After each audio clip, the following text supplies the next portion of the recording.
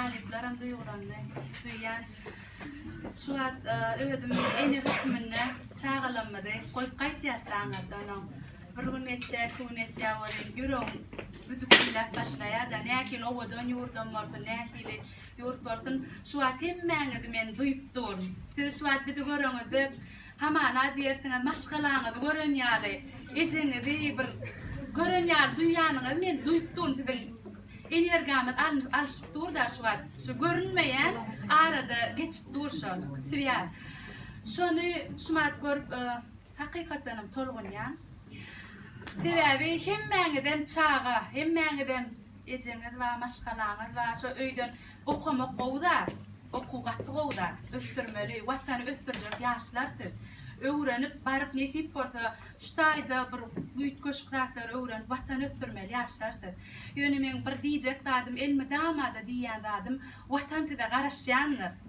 Yani şu oturamızda ştaynan zam ministraydı da oynadık diydon. Tidin gıyırlaŋa tuolama owadan köptem ştayda galya diydon şu yürümden bir da toğurlarını halolda da. Oynette de mağa yaramadı şu.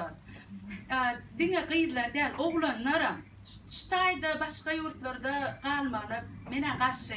Devevi Türkmen gani aylanıp dur.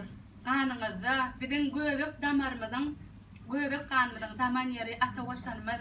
Men hatam şu 2014. yılla nitivem çekip hormat arkadaşımız ulu anam bilen men şu Türk soyu uğradığına yani çağamız vardı sonra da bir ulu vatanın ağrayını arka atıp geldim deydil on yar uluyu beğetleşiktiremeydik gelmedim gelemde yani hakikaten gat ulu beğetleşirken teverdiydim vatanın ulu kan vatanın arkanda vatanın durda ben itleme katı bir ağır yük da sonra bir elim ayağım titrep ödüm taklap bilem o nem etmeli men bir denedir kov çıkış etmesem kov olmasa kabul etmeseler men nem ederim dine bar fikrim aladam şu onun içine alt kile da horlattırna şu diyete yok ma ne edip giycelerine gördüm okuyalana sonra şu Türkmenistan men adım aydılarına şu adam gördüğümde kazan ilte şol topar yardım açıyor okuçu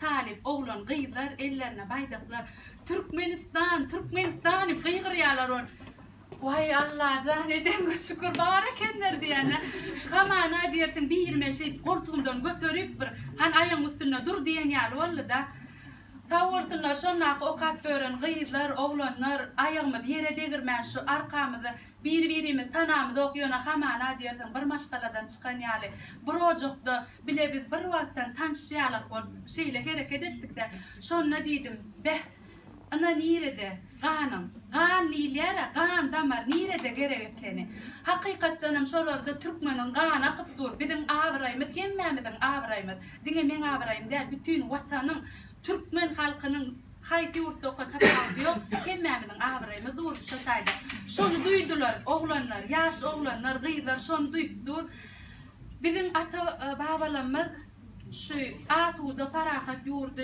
alma için gorama için urşıptırlar feveşiptırlar biz şu an atuda yurtta yaşayan atuda vatanla yaşayan bizim bar etmel dadımız vatanımız söymek Türkmenliğimizi söymek Türkmenliğimizi buytanmak yaşlar sizin her birinizin gözünüzde şunu duyup durun şu an Türkmenliğime begen ya sizi gör katlan son için vatan size karışyanlar